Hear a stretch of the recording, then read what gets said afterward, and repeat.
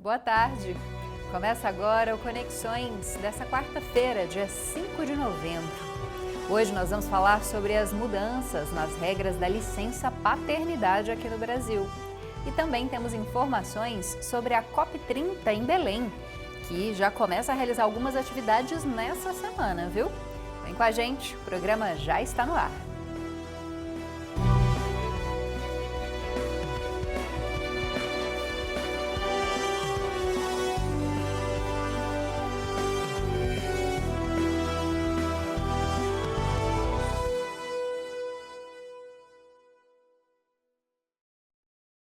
Seja bem-vindo e bem-vinda você que nos assiste ao vivo na TV UFG ou nos acompanha em qualquer dia e horário no canal da TV UFG no YouTube.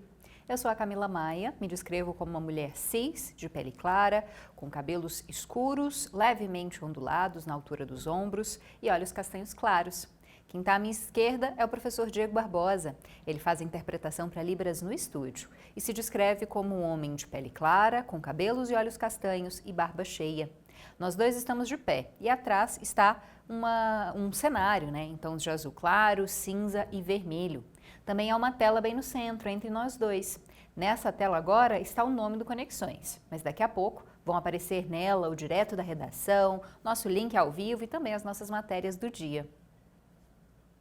Mas para começar, a gente vai para aquele nosso momento de atualizações sobre as informações nacionais.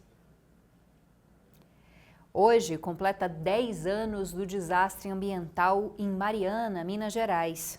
O rompimento da barragem do Fundão despejou mais de 40 milhões de metros cúbicos de rejeitos de mineração no Rio Doce. E esse acidente deixou cerca de 600 famílias desabrigadas e atingiu mais de 40 cidades, em Minas Gerais e também no Espírito Santo. O desastre ambiental provocado pela Samarco matou 19 pessoas e destruiu vários municípios.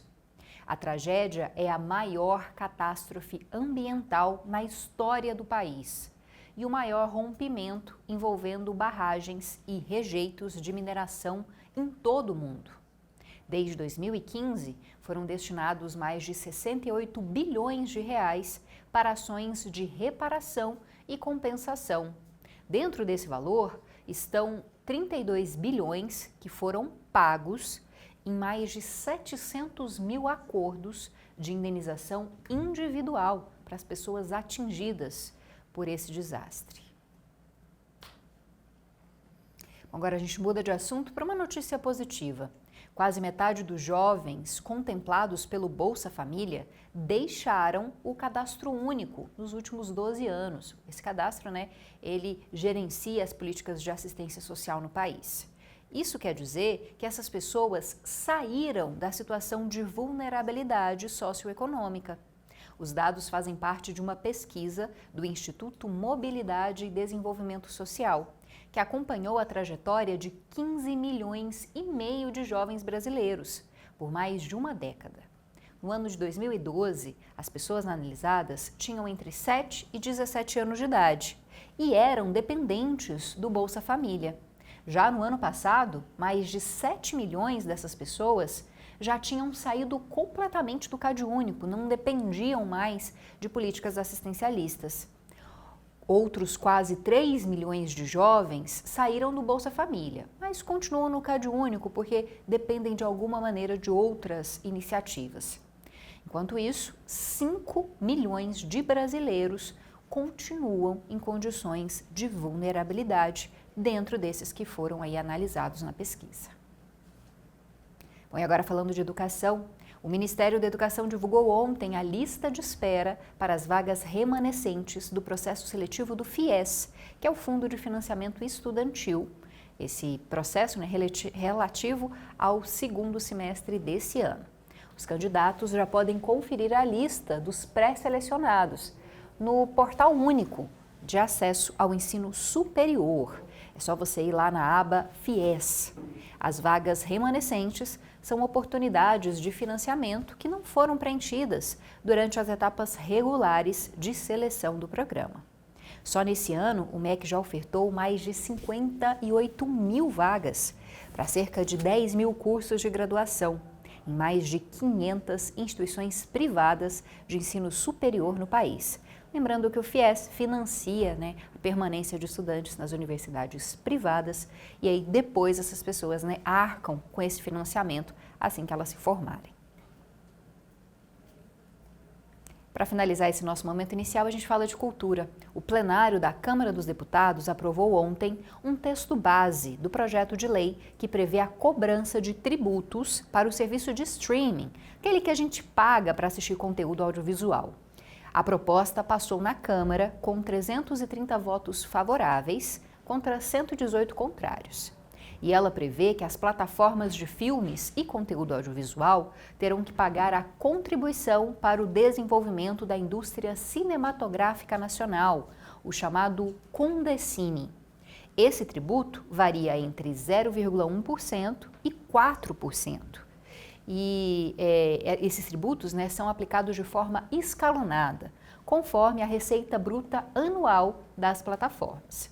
A proposta também garante aos provedores de serviços de streaming a possibilidade de dedução de até 60% do valor pago no Condecine, desde que ele seja aplicado em investimentos no setor. Para os serviços de compartilhamento de conteúdo, as chamadas Big Techs, em que os vídeos são criados e publicados pelos próprios usuários, a alíquota máxima ficou em 0,8%. Bom, a gente continua a falar sobre esse assunto, porque é um pouco polêmico, viu? Ontem, antes da aprovação desse texto base, profissionais do audiovisual organizaram protestos em 3 capitais do Brasil contra essa proposta de regulamentação dos serviços de streaming no país, porque eles consideram o valor pago baixo, consideram também aí que é necessário investir mais em produções independentes. E de acordo com esses representantes do setor, esse texto ameaça essas produções. Os atos foram realizados em Salvador, no Rio de Janeiro e em São Paulo. Entenda um pouco mais sobre esse protesto, principalmente na cidade de São Paulo, agora no conteúdo da TV Brasil. Os artistas que atuam no cinema independente brasileiro querem proteção ao setor. O projeto de lei reduziu os percentuais pagos para o Fundo Setorial do Audiovisual. Esse fundo é uma das principais fontes de financiamento do cinema brasileiro. O que acontece a médio prazo, se esse PL passar, é que a gente está tirando o recurso do fundo setorial e do jeito que está o PL hoje, 70% desses 4% iriam de volta para os próprios canais de streaming investirem na própria produção. Então, na verdade, a gente estaria subsidiando com um recurso público a produção deles. Os artistas também reclamam da redução da proporção de obras brasileiras que devem compor os catálogos dos serviços de filmes e séries por assinatura. A gente tem que garantir que a produção independente brasileira, as produtoras independentes, continuem independentes. E não que a gente entregue a nossa criatividade, a nossa propriedade patrimonial com tanta facilidade e as Big Techs virem as grandes produtoras brasileiras, O Ministério da Cultura e a Agência Nacional de Cinema dizem que trabalham para melhorar o projeto de lei, buscando justamente aumentar o percentual de obras brasileiras nos serviços de streaming e a contribuição paga pelas empresas, na maioria estrangeiras, para o cinema nacional. As operadoras divulgaram um comunicado, no entanto, em que reclamam do projeto, mas por razões opostas. Querem reduzir a contribuição e a proporção obrigatória de obras brasileiras nos catálogos.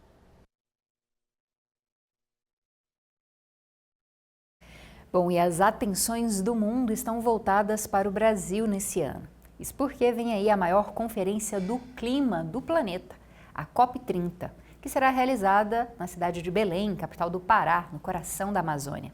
Quem traz mais informações sobre esse grande evento é o estudante de jornalismo Matheus Oliveira. Ele aparece aqui ao vivo, direto da nossa redação. Olá, Matheus, seja bem-vindo mais uma vez. Então, conta aí pra gente. COP30 começa na semana que vem, mas já tem atividade começando amanhã, né? Boa tarde. Boa tarde, Camila, professor Diego. Isso mesmo, estamos na véspera da famosa COP30, que começa na próxima segunda-feira e vai até o dia 21 desse mês.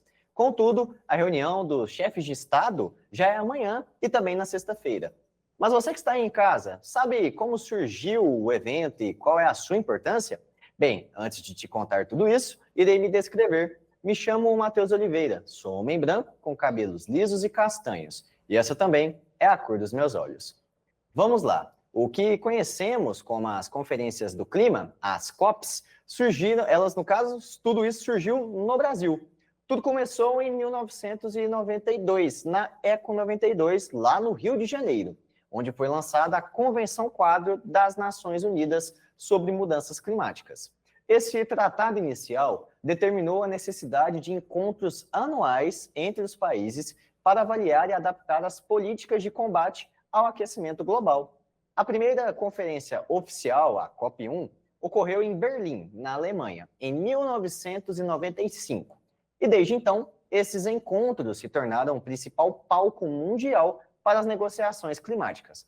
Camila e professor Diego, muito importante o evento voltar para o seu berço, né? É importante falar da Amazônia nesse momento, né, em que a gente sabe que muitos dos acordos que foram feitos aí durante os anos a respeito do clima não foram colocados em prática, né, que a gente tem avançado nas mudanças climáticas, no aumento da temperatura na Terra. E, infelizmente, a gente precisa reforçar, né, essas conferências, e falar da Amazônia é muito importante para todo mundo, né, Matheus? Explica um pouquinho mais o que vai acontecer então nos próximos dias para a gente.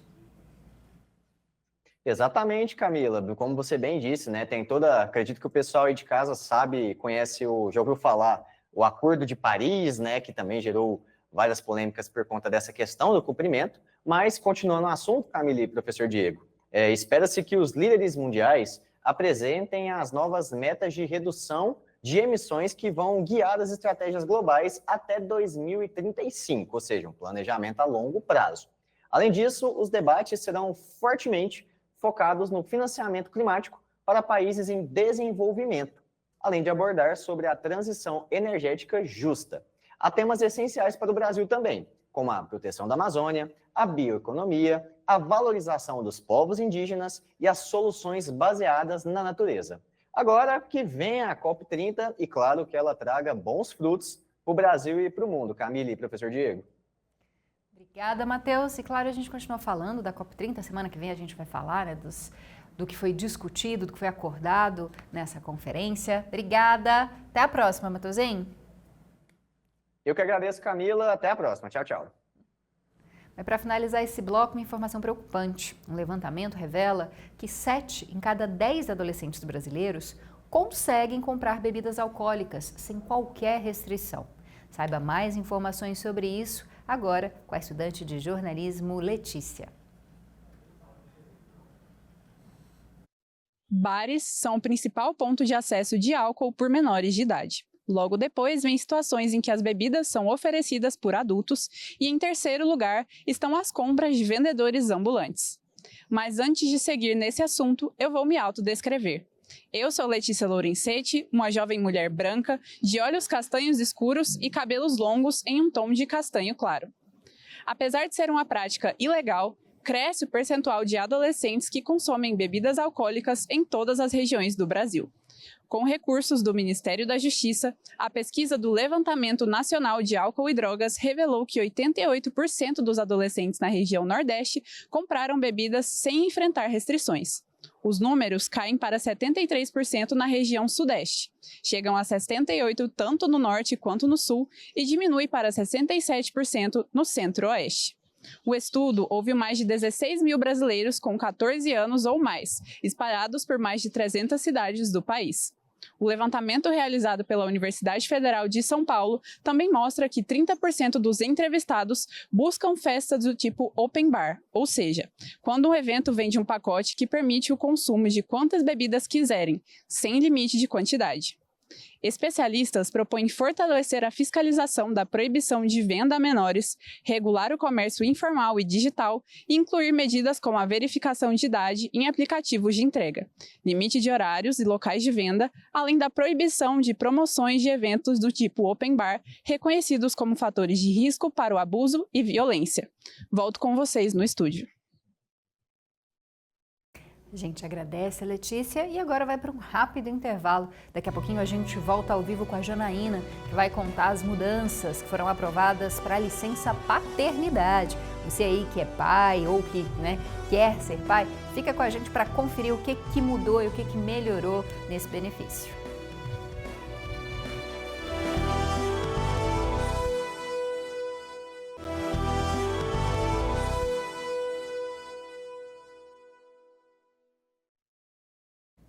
Estamos de volta com Conexões dessa quinta-feira e notícia importante. Deputados federais aprovaram mudanças nas regras da licença paternidade. Dentre essas mudanças está a criação de um salário paternidade e o aumento de até 20 dias no tempo de afastamento, quando o bebê nasce. A repórter Janaína de Oliveira acompanha esse assunto e chega ao vivo para contar para a gente mais detalhes. Jana já aparece aqui na nossa tela. Bom, Janaína, conta então o que mudou, o que melhorou para que os pais possam ficar mais tempo em casa, garantir aí um apoio a essa mulher que acabou de ter neném. Tem outras mudanças também importantes da gente destacar? Boa tarde. Boa tarde para você, Camila, professor Diego, a todos que nos acompanham. É exatamente isso que você trouxe na chamada, o aumento do tempo em que esse homem pode ficar com atenção total a esse filho que acabou de nascer e também a companheira mãe dessa criança. Mas essa licença também vale para casos de adoção, viu? E esse é um avanço na legislação trabalhista aqui do país. Essas mudanças, elas só começam a valer depois que o processo de votação terminar lá no Congresso Nacional, em Brasília, e se o texto final for sancionado pelo presidente do país logo depois. Portanto, ainda não existe uma previsão sobre quando esse processo deve acabar, mas existe uma expectativa ali nos bastidores de que tudo isso termine ainda neste ano. Bem, antes de continuar, vou me descrever, pensa do nosso público cego de baixa visão. Meu nome é Janaína de Oliveira, sou mulher de traços negros e pele clara, meus olhos são castanhos, meus cabelos são castanhos cacheados e hoje estão presos em um coque no alto da minha cabeça. Seguindo, a proposta aprovada na Câmara dos Deputados segue, então, para análise dos senadores. Caso aprovada por eles, o tempo de licença paternidade começa a valer em janeiro de 2027, com um aumento de 5 para 10 dias de afastamento. A ideia é que haja tempo suficiente para que as empresas do país possam se adaptar a esse novo sistema. Dessa forma, vai aumentando aos poucos esse tempo até bater a meta em 2029 de 20 dias de licença paternidade. Por consequência, a nova lei também cria o salário paternidade para apoiar esses homens que estão se dedicando ao cuidado dos filhos. Vale lembrar que o Brasil conta a licença paternidade a partir do dia de nascimento dessa criança ou então a partir do dia da adoção formal. O governo federal defende que essa mudança não compromete o equilíbrio do orçamento do país e a ampliação está sendo discutida há mais de 10 anos lá no Congresso Nacional, mas só apresentou avanços há pouco tempo. É um assunto que tem mobilizado, principalmente a população via internet, que através de redes sociais tem comentado muito sobre esse assunto. É um tema, assim, que acaba entrando ali na discussão do dia a dia, do brasileiro, que tem sido bem recebida por enquanto. Volto com vocês. Importante, Jana, para essa divisão de tarefas, de atividades durante esse período, tão importante dos primeiros dias da adoção de uma criança ou do nascimento de uma criança, Tomara que isso realmente passe e a gente comece a contar com esses dias a mais. Obrigada, viu, Janaína?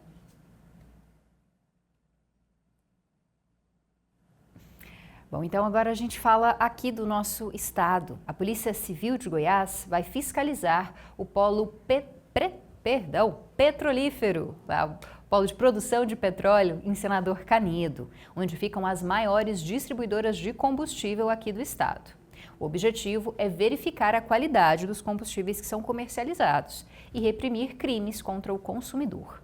A operação, chamada de Atividade, ocorre junto à Agência Nacional de Petróleo. E a ação inclui análise dos produtos, exames periciais e também análise de possíveis infrações administrativas. Em caso de suspeitas, um procedimento policial vai apurar essa situação, para evitar o cometimento de crimes. Bom, e a Secretaria de Educação de Goiás, entregou 26 ônibus para o transporte escolar de alunos das redes públicas municipais e estaduais da zona rural. Foram 23 cidades contempladas, com uma frota revitalizada e acessível. Esses novos veículos comportam até 29 pessoas e são capazes de transportar estudantes que tenham deficiência. Bom, e falando aqui da nossa capital Goiânia, a Catedral Metropolitana da cidade está em reformas desde o mês de maio. Saiba um pouquinho mais sobre o andamento dessas obras no conteúdo produzido por estudantes de jornalismo da UFG. Rodou. Desde maio, está em andamento a segunda etapa do restauro da cobertura da Catedral Metropolitana de Goiânia, que inclui a recuperação do telhado, da torre, do órgão de tubos e do sino. Como parte das melhorias, a torre também vai receber um novo relógio, integrado ao sino. A previsão é que a obra termine em 6 meses. Com o objetivo de preservar as características arquitetônicas do edifício religioso, a segunda etapa das obras está sendo viabilizada por meio de recursos provenientes de emenda parlamentar, do apoio da comunidade, da Lei Rouanet e do investimento de empresas parceiras. Apesar das reformas, a igreja continua aberta, com horário e funcionamento regular para as missas. Bem, a gente, claro, fala aí sobre a inauguração, quando essas obras terminarem. Bom, e o que está terminando hoje são as inscrições para o ProGoiás Atleta. O incentivo é voltado para atletas do desporto e paradesporto, de modalidades individuais e também coletivas. E os benefícios devem ser pagos ainda esse ano. São 450 novas vagas destinadas a profissionais em situação de vulnerabilidade, que vão receber uma bolsa mensal de R$ 500, além de 30 vagas para atletas de nível internacional, que terão acesso ao valor de R$ 2.500 todos os meses. Os interessados precisam estar vinculados a uma entidade do esporte, como federações e associações esportivas. As inscrições podem ser feitas no site que aparece aqui na sua tela, goias.gov.br/esporte/proatleta. Você pode tirar uma foto ou então anotar e conseguir fazer a sua inscrição, caso você seja atleta. Bom, para finalizar, nós voltamos a falar sobre as informações que tratam dos povos indígenas aqui no Brasil, feitas a partir do censo de 2022 do IBGE. Essa população tem aumentado de tamanho nos últimos anos. Está cada vez mais nos centros urbanos, Ao mesmo tempo, cresce também o número de etnias e de línguas faladas. Confira mais na matéria da TV Brasil. A imagem do indígena no meio da floresta não representa mais a maioria dessa população. Em 2022, mais da metade já vivia em cidades e, junto com esse processo de urbanização, vieram também outras mudanças. O censo mostra que a quantidade de etnias ou povos catalogados pulou de 305 em 2010 para quase 400 em 2022. De acordo com o IBGE, esse crescimento é explicado por uma maior autoafirmação dos indígenas e também por uma mudança na forma que a pesquisa é feita. Houve, por exemplo, a inclusão de grupos que vieram de países vizinhos. Atualmente, os ticunas são o povo mais numeroso, com 74 mil indivíduos. Os cocamas saíram da 17ª posição em 2010 para o 2º lugar em 2022. Depois vêm os Macuxi, os Guarani Kaiowá, os Canhangangue, os Terena, os Pataxó e os Guajajara. A cidade de São Paulo tem a maior quantidade de etnias registradas, quase 200. Depois vem Manaus, Rio de Janeiro, Brasília e Salvador. O IBGE também registrou um aumento na quantidade de línguas indígenas faladas no país. Agora são 295, 21 a mais que em 2010. Mas apesar disso, a proporção de pessoas que falam essas línguas continua diminuindo. A pesquisa captou línguas faladas por grupos menores e até por uma única pessoa. O professor José Ribamar Bessa Freire estuda os povos originários há mais de 30 anos. Para ele, esse dado sobre o aumento na quantidade de línguas indígenas deve ser entendido com cautela. Se nós estivéssemos aqui com os falantes de português e se fosse perguntar a um amazonense ou a um gaúcho que línguas vocês falam, o amazonense poderia dizer o amazonês, que é a variedade dialetal com qual ele se identifica. Ou um gaúcho diria gauchês. Mas com critérios linguísticos, que são outros, que não são esses identitários, que a gente tem que respeitar, né? Mas com critérios linguísticos, está até diminuindo o número de línguas. No Rio de Janeiro, um grupo luta há anos por demarcação de um território chamado Aldeia Maracanã, ao lado do estádio de futebol. E uma das formas de gerar pertencimento dos indivíduos pelo espaço é pelo ensino da língua. A maioria das crianças em Terra Guajajara são bilíngues agora, por causa do contato. As crianças não aprendem, elas adquirem a L2, segunda língua, português, Cariúze-Eng, apenas ouvindo. Mas certamente língua materna principal é o Zengueté. O Brasil perde essa enorme diversidade linguística que ainda temos e que são importantes para os filhos e netos de quem estão nos ouvindo. Não é? Porque essas línguas produziram cantos, música, literatura, saberes, classificação de plantas que nós não temos na ciência ensinada nas universidades. Bem, a gente se despede. Eu e o professor Diego ficamos por aqui. Até amanhã. Tchau, tchau.